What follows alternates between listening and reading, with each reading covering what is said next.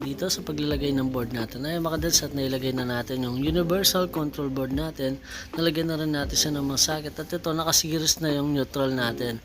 So ang gagawin na lang natin, itatap na lang natin isa-isa mga kadads. So ito unahin natin yung paglagay natin dito sa transformer. Ayan.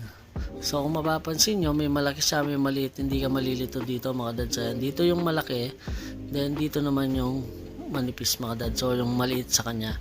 So, dalawa lang sila, di ka maliit. Then, yung power supply niya, ito, maigsi siya. Ang gagawin natin dito, mga kadads, ay hahabaan natin siya. Then, lalagyan na natin siya ng socket doon, tawag doon, mga kadads, yung parang ganito. Ayan, so, update ko kayo later, mga kadads, kung pag okay na, mga kadads. So, tara, let's go! Ito na nga, mga kadads, at ito, titry na natin yung outdoor niya. Tapos na tayo doon sa control dun sa loob. Ngayon, ang gagawin natin, papalitan natin siya ng